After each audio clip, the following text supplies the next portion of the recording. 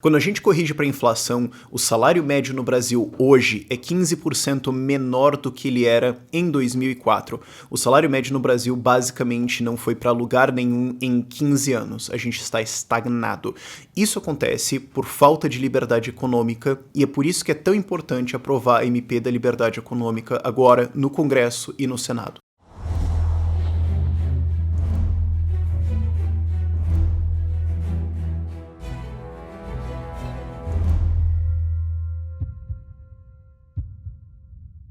Para a gente fazer uma comparação e você entender melhor a importância de liberdade econômica, vamos ver o caso da Estônia. A Estônia é um país de 1,3 milhões de habitantes que saiu da União Soviética, ele está lá no norte do Báltico, saiu da União Soviética em 1991 na mais absoluta miséria. Em 1990, estava basicamente todo mundo numa fila de pão, e o que aconteceu? Eles adotaram uma grande liberdade econômica. Claro, não é tudo perfeito, tem várias coisas lá que eu gostaria de criticar, mas o fato é que é um dos países mais livres do mundo, e em 1991 eles estavam ferrados. O salário médio hoje na Estônia, em relação a 1999, é 2 vezes e 1/4 maior do que ele era. E hoje o salário médio lá é de R$ 5.800 por mês. Compare isso com o Brasil, com R$ 2.340 hoje. Eles passaram a gente já tem uma década. E de novo lembrando, em 1990 tava todo mundo na miséria numa fila de pão. Em 1995 o salário médio no país não era maior do que R$ 1.000.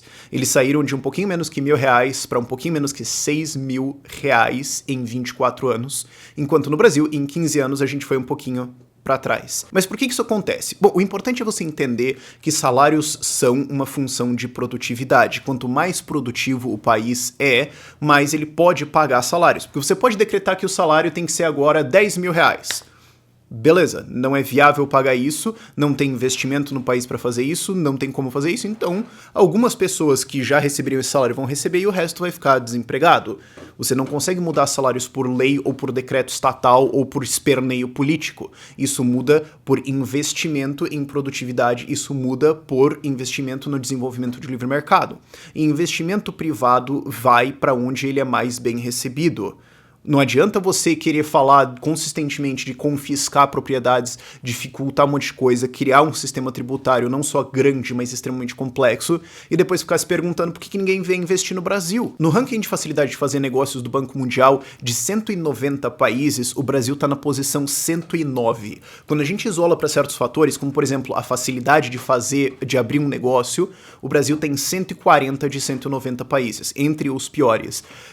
Lidar então com autorizações para construção está em 175 de 190, um dos piores países do mundo. E quando a gente fala na complexidade da carga tributária, não é tamanho, não é o quantos por cento você paga de imposto, é o quão difícil e complexo é você simplesmente declarar os impostos que você tem que pagar.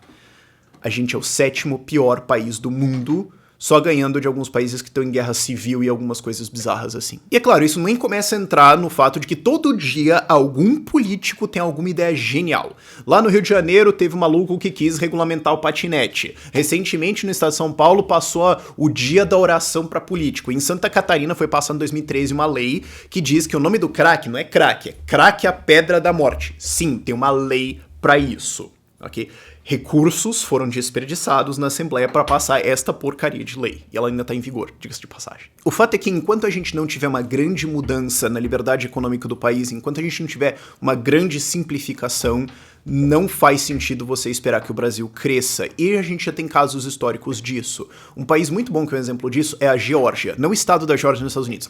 A Geórgia do lado do Azerbaijão, no sul da Rússia. Em 2006, no ranking de facilidade de fazer negócios do Banco Mundial, eles estavam na posição 100. Ali junto com o Brasil, basicamente. E eles deram uma virada, falaram, quer saber? Chega. Em 2 anos, de 2006 para 2008, eles caíram de 100 para 18, um dos países mais fáceis para fazer negócios no mundo. E de 2006 para cá, o aumento real de salários na Geórgia foi de 80%. Claro, o salário georgiano ainda está atrás do brasileiro. Quando você faz todas as conversões e tudo mais, o salário médio atual lá é de R$ 1.600, o brasileiro é 2.340, mas é bom lembrar que em 2006 o salário médio era de R$ 890. Teve um crescimento de 80%. Se a gente tivesse esse mesmo crescimento nesse período, ajustando para inflação, fazendo câmbio e tudo mais, o salário brasileiro hoje seria em torno de R$ 5.000, o dobro do que ele realmente é hoje. Isso é o que a gente perdeu, isso é o que a Geórgia conseguiu com liberdade econômica e que a gente não teve e patinou de novo por 15 anos, inclusive indo um pouquinho para trás. Parabéns, Brasil. E a Geórgia tem ainda um bônus, só pra você ver o tamanho da dificuldade que eles passaram. Em 2008, o país foi invadido pela Rússia, ok? Então, liberdade econômica pode até ter uma invasão da Rússia ali, dar uma guerra bem complicada, você ainda consegue avançar. Enquanto isso, no Brasil, você consegue ter paz, mas ainda assim, nada vai pra lugar nenhum. E a MP da Liberdade Econômica, MP 881 aqui no Brasil, pode ser parte dessa virada que o Brasil tem que fazer pela frente se a gente quer ir pra algum lugar algum dia na nossa vida. A MP da Liberdade Econômica faz várias coisas legais. Ela dá segurança jurídica para contratos, ela simplifica vários processos, ela permite que pessoas possam empreender mais facilmente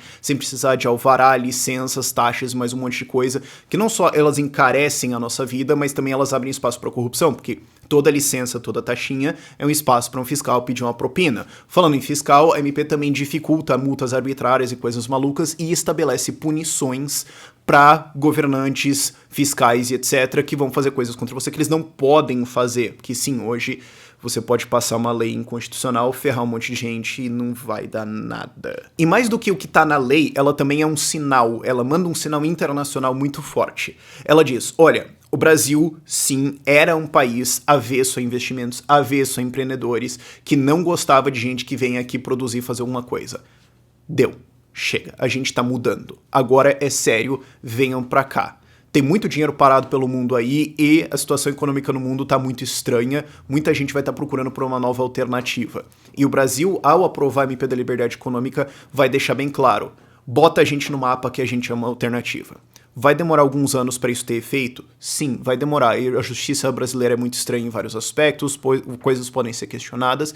E, como eu falei nos exemplos da Estônia, da Geórgia, e quero falar de outros exemplos ao longo dessa semana, demora uma década aí para isso realmente ter uma porrada de 50%, 100%, 150% de aumento de salário médio da economia. Mas o fato é que isso precisa ser feito. Isso precisa ser feito agora. A gente não pode ficar mais 5 anos esperando aí, ou seja, teve 15 anos perdidos de andar pra trás, quer mais 5? O Brasil já tá numa situação econômica difícil e a MP tá na nossa mesa pra gente começar a resolver isso. O que precisa ser feito? Ela precisa ser aprovada no Congresso e no Senado. Agora ela precisa ser pautada pelo presidente da Câmara, pautada ela vai à votação, se aprovada vai ao Senado, o presidente do Senado precisa pôr ela em pauta e o Senado votar a favor. O problema é que, como é uma MP, ela pode caducar, ela tem um prazo de validade e precisa correr com esse negócio aí. Ela precisa ser votada no máximo semana que vem para ter uma viabilidade disso rodar, mas isso é possível. O que você pode fazer para ajudar isso a acontecer? Fale sobre isso, se informe, faça pressão. Agora os jornais estão começando a sacar o que está acontecendo, agora estão começando a comentar mais sobre isso. E claro, tinha a reforma da Previdência na frente, mas ontem ela foi aprovada em segundo turno na Câmara, então agora tá limpo, agora tem tempo para conversar desse tipo de coisa e a gente tem finalmente a chance de, quem sabe, esse país ir para algum lugar. Vamos acompanhar? Essas vão ser as pautas do canal pela próxima semana e eu espero que você curta. Tem vários links de fontes e coisas para você aprender na descrição e também os artigos que a gente está postando agora no Ideias Radicais. A gente está fazendo artigos todo dia, então é uma coisa bem divertida, dá uma conferida lá. Porém, por esse vídeo é isso. Tchau, tchau.